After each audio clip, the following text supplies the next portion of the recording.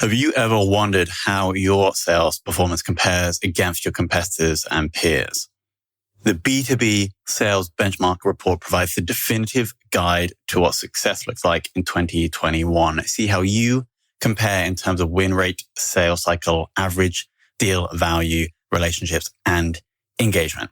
You can see the results and get the full report at ebsta.com/B2B-sales-benchmarks.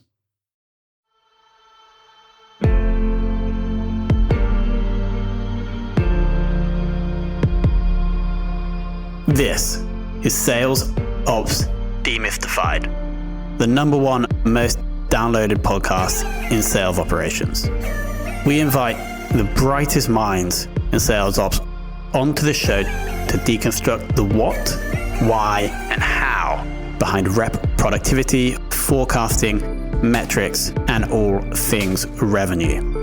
This podcast is brought to you by EBSA, a revenue intelligence platform used to identify risk in the pipeline and score customer engagement, and is sponsored by the Global Sales Operations Association and the UK Revenue Operations Network.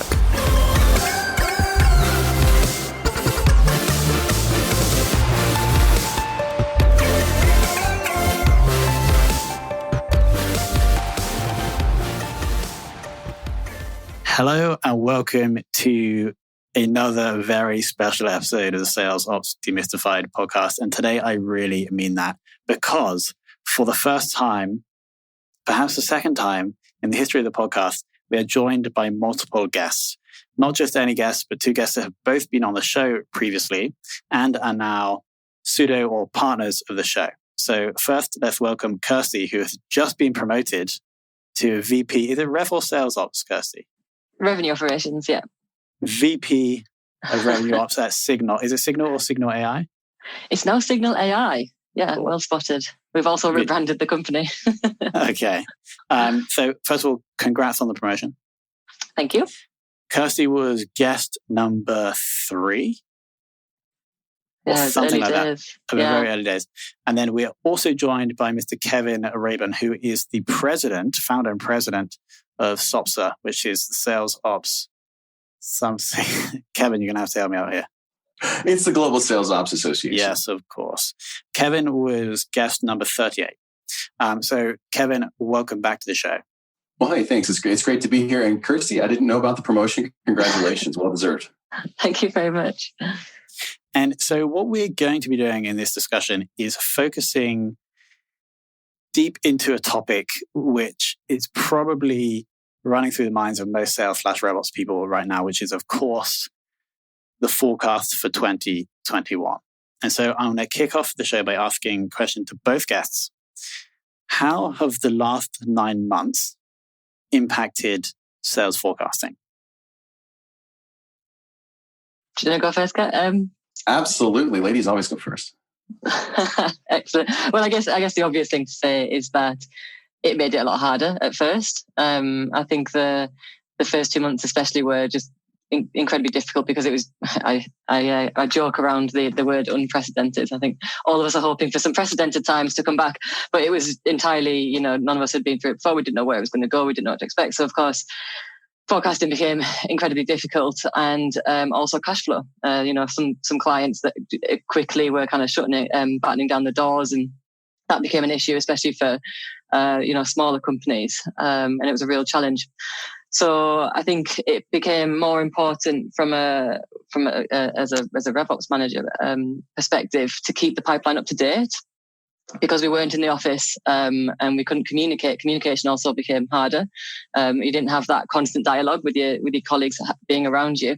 And I speak from experience. I think we all know that often when you look at a pipeline, understanding what the nuances of each deal is or are can differ across sales reps. So obviously we've done many efforts in the past to kind of prevent that happening. But I think it became even more important so that whoever was looking at the pipeline could look at the key metrics and make an assessment based off that. So the accuracy of the pipeline and the consistency of the pipeline across all of the teams, from renewals and upsells to new business, became incredibly important. And over to you, Kevin. Obviously, I assume that you are speaking or you interface with many sales ops people. What are you hearing are the challenges as per that have been presented to us because of the last 9 months?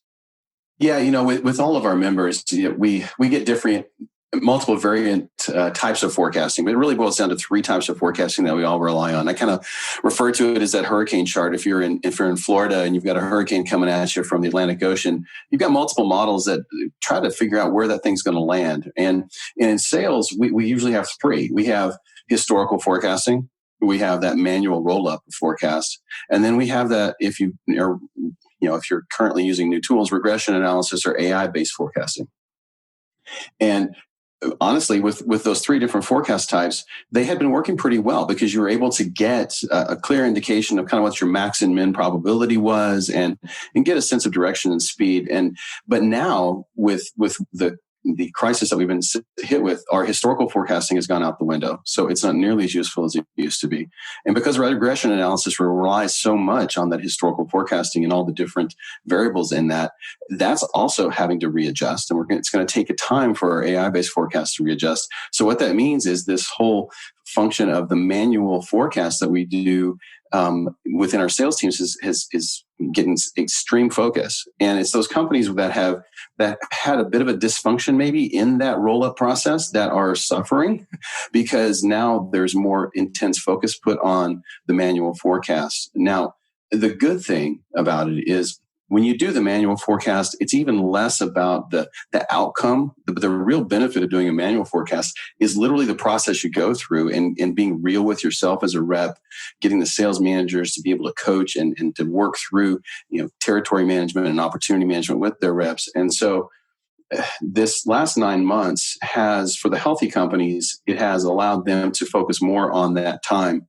that they spend in that manual forecast and get real about where their deals are, what are the real next steps, what do they really need to cut bait on and move away from, where are those potentials usually within existing accounts for upsell, because that's usually the easiest place to go. So I see a lot of customers and a lot of our members that are looking at how do we expand in our existing accounts even more, because the net new business is harder to come by. So I think that the big impact has been on getting real with that manual roll up of your forecast. Very clear breakdown. Thank you, Kevin. So more impetus is on this manual forecast. And at the same time, we're also looking more at forecasting renewals versus new business. Going forward into 2021 then, Kirsty, what are you guys doing to try and improve the accuracy of that manual forecast? Yeah, it's a good question. I think, again, underpinning the forecast and the metrics that we use for the forecast stay the same. But I think one thing that we need to learn and that we'll be doing differently is being a bit more agile in terms of how we approach that. Certainly communication across the teams as well. So right the way we used to have a fairly siloed approach, really, I guess. We would have a forecasting, done in the FP&A team and it would use the data in the CRM and the tools that we use without necessarily involving the wider team. And I think one thing that we do now is across the customer service team, the sales team, and the finance team, we work really closely together. So we all have a very clear view of new and renewing business and invoicing and collections as well. So focusing on improving the communication between those teams, does this mean like a 15-minute daily Zoom stand-up? Or does this mean you all share like docs and you work through stuff together? Maybe that's a very basic question.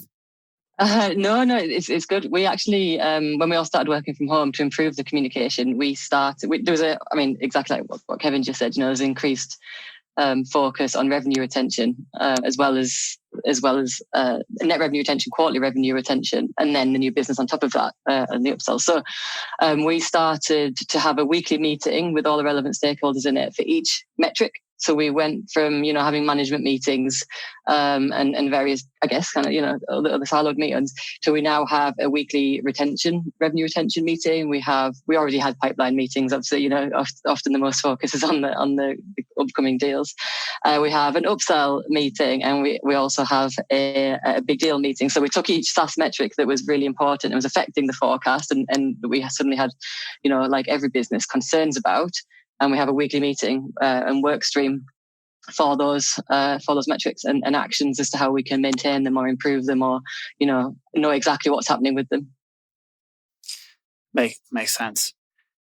And I like the idea of breaking down those meetings to specific metrics. So there'll be one meeting just focused on this specific SaaS metric. That seems like those meetings, you're probably making more progress in the meeting. This seems a bit more digestible, if the word that I think I'm looking for. Yeah, I think one thing that really worked for us, so in those meetings we have marketing. I mean, it varies slightly, obviously, depending on the metric, but we have sales enablement or commercial enablement, as they're called, in my team, because they work across CS and all the sales rep levels. We have the marketing team, we have leadership, we have FP&A, obviously me and the various sales manager or CS managers in there. So it keeps us really honest with the actions, and it's really good from right at the very beginning. It was all about like working. There was some blind spots that we had. We're a startup, scale up stage company, so we definitely don't have all the answers. And to be honest, there were areas that we suddenly realised we were really blind in. We didn't measure the metrics potentially as closely as we should be. So initially we were working out where we were with those metrics, what was happening, which way were we trending, and then it was all about, as a collective, working together across all the different functions as to how we could, address or if it was okay for now, how do we keep it that way? And then now it became what are the actions, and then it was like teamwork in between the meetings, but knowing that there's always that weekly meeting. I think probably most listeners will be familiar with, if you've got that meeting each week and that cadence of having to give an update and say where you are with your actions, especially if your name's against it, then it really does drive that the actions to probably happen a bit quicker than they would otherwise. The accountability. Yes, exactly. Now, Kevin, going back to your point about the 3 types of forecasting, do you think then that, let's say in 3 years, touch wood, another virus happens, then the other 2, the AI and the other one you mentioned, forecasting strategies are not going to be effective again? And so does that mean that actually we should just be spending our time on this manual forecasting strategy? Because the other 2 are only reliable if the last 3 years of data don't have anomalies in. Well, I think you still have to have those for there's seasonality to a lot of companies, so there's going to be seasonality that you're still going to see that's going to change. I think what it's going to do is it's going to force us to get more granular in those historical and those AI forecasts around different customer segments and how they perform differently, and maybe even different geographies. We all know companies that they're few and far between that have really benefited from this time. Right. And so those customer segments thrown in with those in maybe hospitality or travel, if you're looking at that as an average, you're going to have a serious problem. So what it's going to force us to do is get more granular about segmenting our customers and how they perform in various different types of disruptions. And hopefully what this will do is there's disruption all the time if you look at it at that level, whether it's an energy company and the price of oil and gas is going up and down, or whether it's the pharma companies and different regulations that happen. Maybe what this will do is it'll actually force us to get more granular and stop treating our customers as though they're one specific kind of persona, and get more granular about it. And if we get to that point and we learn from that, then we're going to be able to come out of this with better forecasting models, regardless of what happens in any major market or micro market. I've actually could add to Kirsty, that. So, we've just, it just sparked something that Kevin said. So we've just kicked off our Q1 2021 planning and forecasting today, actually. And one of the things that we're doing is, obviously one of the key metrics you would look at historically was conversion rate, and that's something that we have always monitored and tracked. It wasn't one of our blind spots, you'd be glad to know. But now, instead of just looking at it, maybe year to date or previous 12 months, or, because it never really fluctuated that much. Instead, we are looking at it much more granularly. So it's quite a tactical thing. We're now looking at in terms of volume and value. Previously, we always looked at it in terms of value. with having a mind on the volume, obviously, but we didn't necessarily use that as part of our approach. And then also, instead of, we're looking at like a trailing 3 months, a trailing 6 months, seeing how that's trending and the different stories that it tells. And then also looking at it in different timeframes, like year to date and year on year. And we are looking at that historical data to see how it's changed. And then we're using all of those numbers instead of just picking one. We're not just which other one we think is more accurate, because they're all looking at the same data set and just telling it in a different way. So we're taking a mix of all of those to work out what conversion rate should we be looking at and using, and maybe conversion rates, multiple ones, in our forecast for next year. So if I was to ask the question, how can we create a sales forecast that is crisis proof? Is the answer to that question segmentation? I feel that proof or resistant. I think resistant or agile that's where you have to get. You have to get down to that point. And I think one of the things we need to be looking at too is our definition of things like productivity. Oftentimes we're looking at we're making a big push to reduce cycle times, regardless of the type of sales cycle we're in. And, activity times quality equals productivity, right? That's kind of the calculation. But when you divide all that by time, that's when you realize that, in the time like we're going through right now, the time that we spent is getting extended, or in some cases getting radically reduced as people, maybe if you're selling a digital enablement product, right? So segmentation and micro segmentation is important. And then also understanding where the real value added activities are for our sales team to direct their actions, right? There may be certain things that we cannot do, and our cycle times are going to get extended, and it's unnatural to try to press a rep or a customer to do something in an unnatural time when something like this occurs, right? So we have to get really real about what are the value added steps that a rep can take. Where do they need to spend their time? And, we do as much as we can in certain segments, knowing that the time's going to get extended. And then we accelerate our investment of activities in other segments because those are on a fast track, right? So I think it's a kind of a combination of those things. Got it. And Kirsty, you were saying that you guys have, starting the forecast today, have already started to adopt additional segmentation to help with 2021. Yeah. But just to be clear, we're not going to use the segmentation approach to look at different areas of our business and apply different. I think we're still going with a more broad approach, because I think once you get when you're trying to do a forecast for a year or a quarter, I think if you try and get far too detailed and far too granular, I think you can actually then lose some of the power of kind of the broader strokes that you can take. So I think I totally agree that actually the ability to predict the change in things like sales cycle or value or conversion rate or the size of your pipeline at each stage is so valuable as it can be, that predictor for the performance. So the question becomes more clearly about being able to predict the change, whether that's going to be positive or negative, and then move towards processes that can increase the positives or lessen the negatives, and so hit the forecast that way. Makes sense. Do we think anything has irreversibly changed within revenue operations over the past 9 months? I'm sending that over to Kevin. Well, I have a hope. I hope that one of the things that's irreversibly changed is that it's started to break down some silos.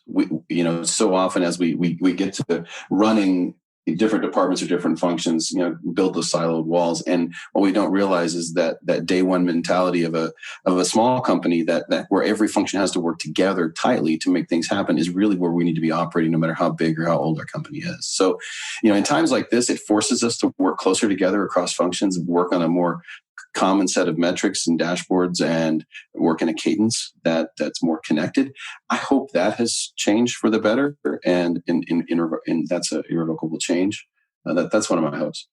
Yeah, I completely agree. I entirely agree that the increased communication and the alignment, the meetings that we have around each metric, I'm quite confident that they'll be here to stay. And that's something that we all see the benefit of across all of our functions. And I also think that the alignment between sales and marketing, and the fact that we're all working from home, it really refocuses the importance of that alignment between marketing and sales, and the marketing operations part of RevOps. I think it's more important than ever that we're driving leads to the sales team and capturing the right information for them to be able to sell to those leads, but also reps. I'm sure everyone in the UK, we find it very hard now to get direct dials because of various inhibitors.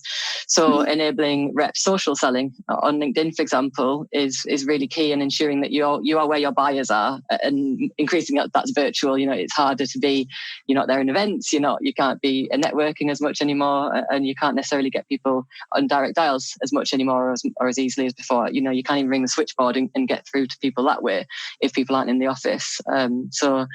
Social selling and working with marketing for content and things like that is only increasing and driving that closer alignment. Yeah, Kirsty, I agree with that. And I think one of the other things here is I hope that the rapid improvement in digitization that we've had, because what I've seen is a big increase in these digital selling products and digital selling tools and techniques that we would have taken years to internally sell before. This crisis has thrown us into a place where people aren't asking questions; they're just funding those things.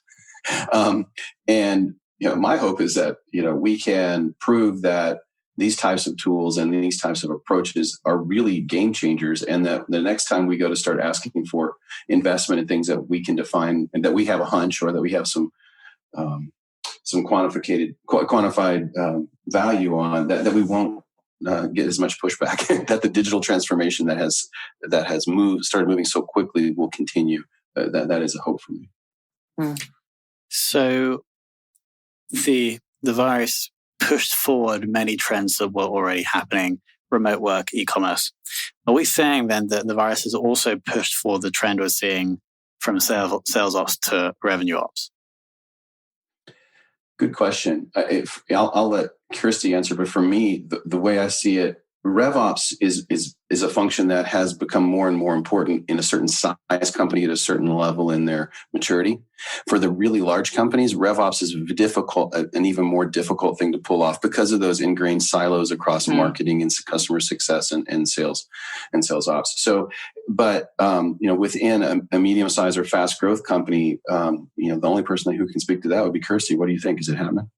Yeah, definitely. And that was actually, we're skipping ahead to my prediction. I think if it hasn't happened or isn't happening now, I think it's going to happen. It's definitely the move to revenue operations is going to gather pace. I think the crisis has underlined the importance of the role and the reliance of looking at a large number of data points instead of just being, siloed on the new business side of things. Certainly at Signal, we've definitely found that, that we were probably a little bit too more focused on that side of things and maybe let other things not being as much of a focus as they are. So looking at everything as one piece, so CS, marketing and sales it's just really emphasised the importance of that.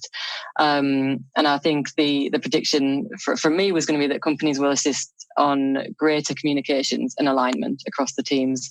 And with that as well, better data accuracy and cleanliness. So yeah, I think that I predict that will happen. And I've spoken actually this week. We've got some investors at Signal, and they invest in some really early stage companies, which is a really great opportunity for me because there's quite a few like COOs, for example, in like seed stage companies who are thinking about their first hires, or they've got a small sales team, and they're thinking about making that ops hire.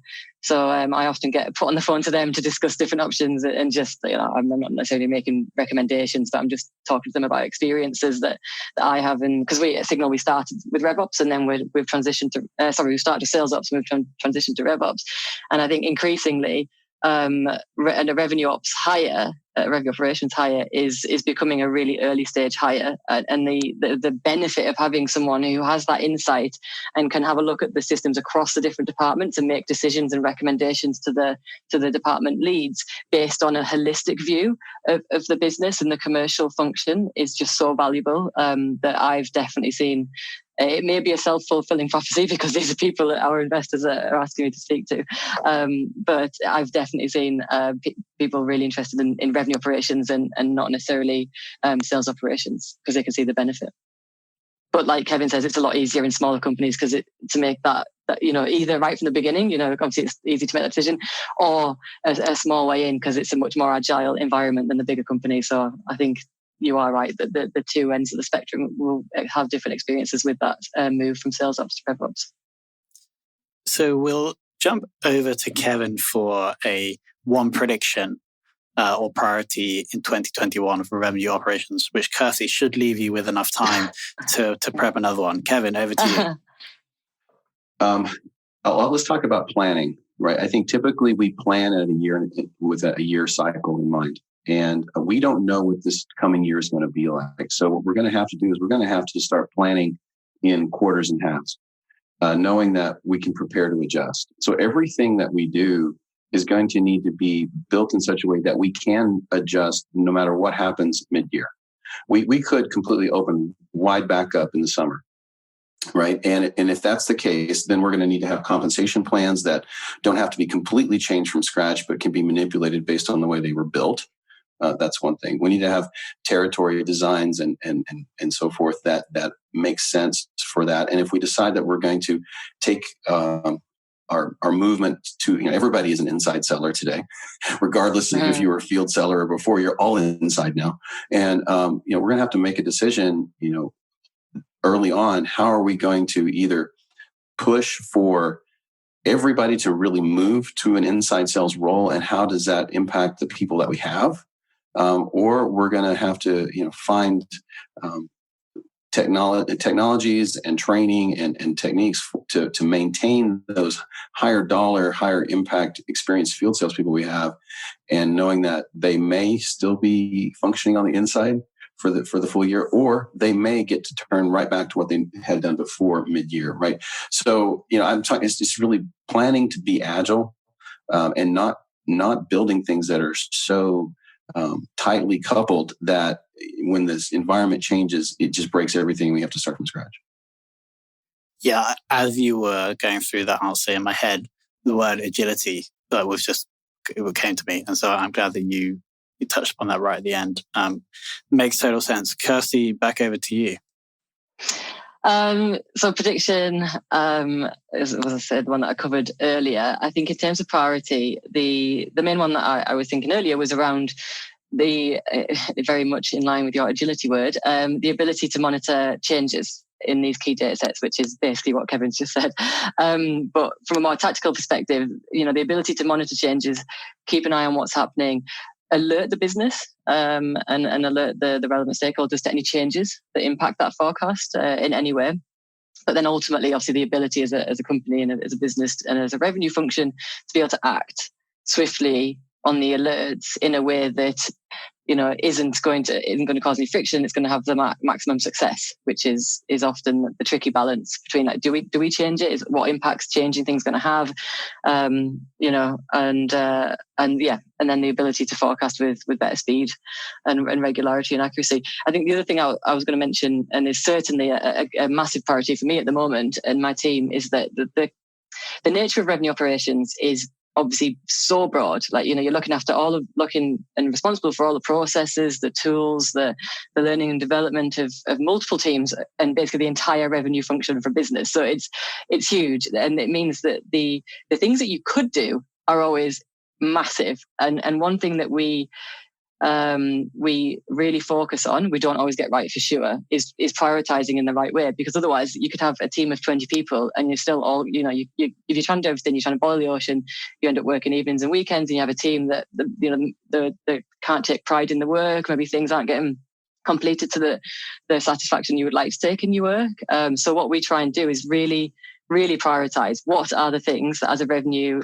team in the business we need to work on and need to give time to and dedicate resource to, and let's make those changes and work together as a team on them instead of trying to do everything. And with that, keeping an eye on people's mental health.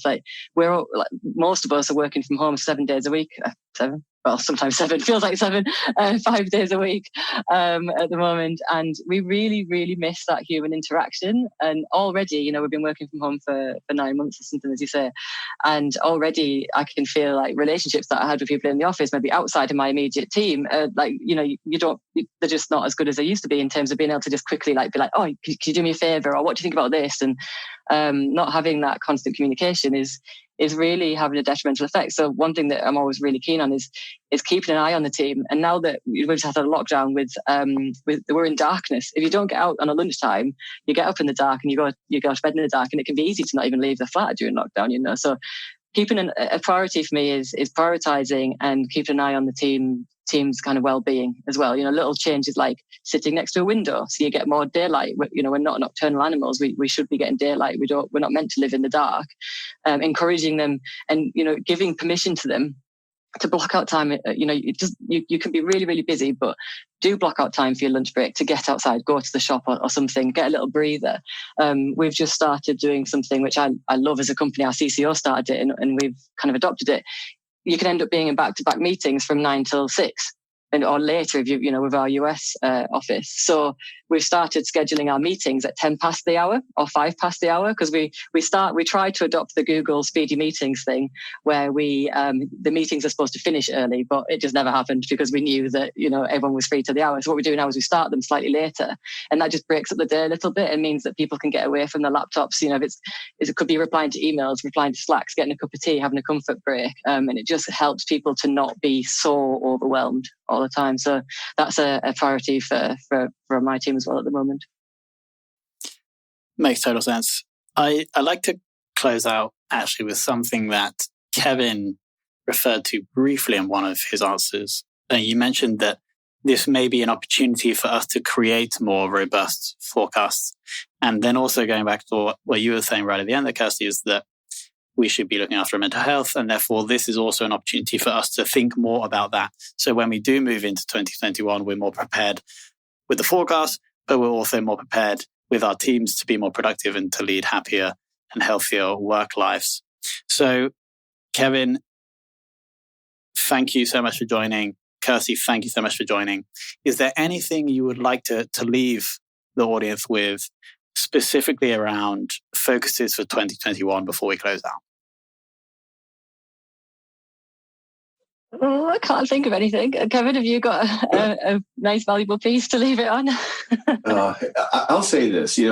This forces us to go back to the basic principles of sales ops and rev ops. What are they? Why are we here? Because like Kirsty said, we can become kind of the junk drawer of the business because we take on so many things and we sit at the crossroads of the business all the time. And so one of the things that I really try to help people do is focus on why do we exist and what are the things that we're there to impact year over year, regardless of if it's a difficult time. And there's 3 things that I like to talk about. I say, look, we need to be actively managed. We need to make sure that we're managed on purpose, we're disciplined, and we're always getting better at our processes, right? But if we're only that, we become sales prevention, and we don't want to be that, right? So we have to also make sure that we've got a foot in the easy to sell for category.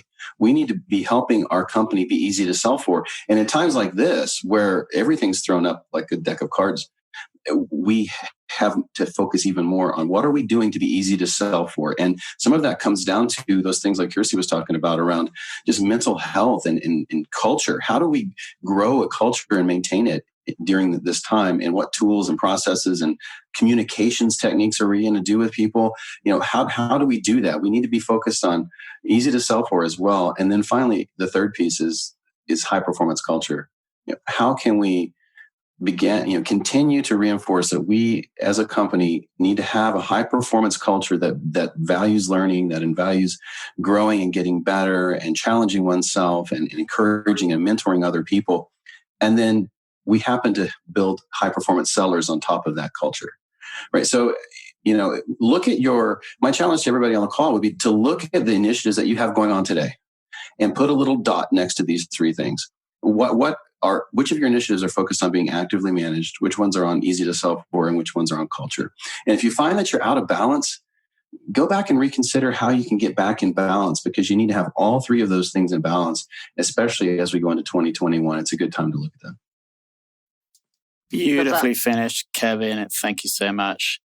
Guys, I want to thank you for your support of the podcast, both with your time in the original episode and this episode, and also as now new partners to the show.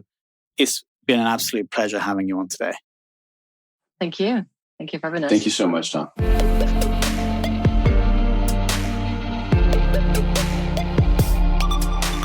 Thank you for listening to this episode of the Sales Ops Demystified podcast. If you are listening on a podcast listening application, then please subscribe, rate, and review. And if you have any questions about the show, if you know a guest, or if you have any questions about sales operations, just hit me up at tomhunt@ebster.com. That's tomhunt@ebster.com.